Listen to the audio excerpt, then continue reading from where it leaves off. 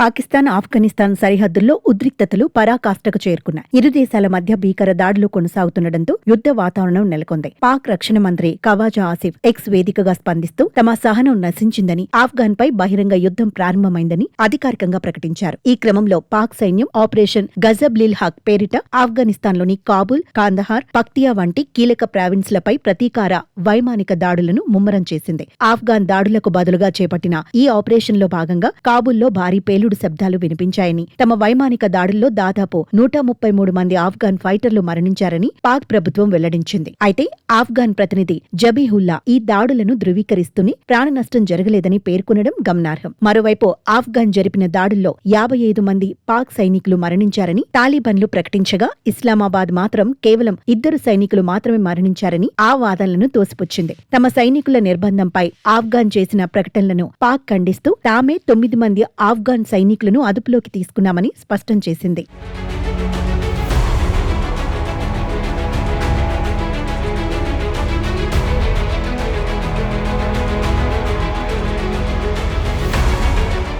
సరిహద్దుల్లో నెలకొన్న ఈ ఘర్షణలు కేవలం సైనిక దాడులకే పరిమితం కాకుండా మానవ బాంబుల ముప్పుతో మరింత ఆందోళనకరంగా మారాయి. ఆఫ్ఘాన్ మీడియా సూసైడ్ స్క్వాడ్ కు సంబంధించిన చిత్రాలను విడుదల చేయడంతో భద్రతా వర్గాల్లో కలకలం రేగుతోంది. పేలుడు పదార్థాలు అమర్చిన దుస్తులు, కారు బాంబులతో కూడిన ఆత్మాహుతి దళాలు పాకిస్తాన్లోని ప్రధాన ప్రాంతాలను లక్ష్యంగా చేసుకునేందుకు సిద్ధంగా ఉన్నాయని బఖ్తర్ న్యూస్ ఏజెన్సీ హెచ్చరించింది. ఈ పరిణామం ఇరు దేశాల మధ్య వైరాన్ని మరింత తీవ్రతరం చేయడమే కాకుండా సాధారణ పౌరుల ప్రాణాలకు ముప్పుగా పరిణమించింది. పక్తియా, పక్తికా, కోస్ట్ వంటి సరిహద్దు ప్రాంతాల్లో నిరంతరం దాడులు జరుపుతుండటంతో అక్కడి ప్రజలు తీవ్ర భయాందోళనలకు గురవుతున్నారు. ముఖ్యంగా కాబూల్ నివాసులు ఈ దాడుల శబ్దాలను విని తొలుత భూకంపం వచ్చిందని భావించినట్లు పేర్కొనడం అక్కడి భయానక పరిస్థితికి అద్దం పడుతోంది. ఆఫ్ఘాన్ ఫైటర్లు పాక్ సైనిక స్థావరాలపై జరిపిన మెరుపు దాడులే ఈ తాజా యుద్ధ ప్రకటనకు తక్షణ కారణమని తెలుస్తోంది. తాము జరిపినవి ప్రతీకార దాడులే తాలిబాన్లు సమర్థించుకుంటుండగా, పాక్ మాత్రం తన సార్వభౌమత్వాన్ని కాపాడుకునేందుకు యుద్ధమే మార్గమని భావిస్తోంది.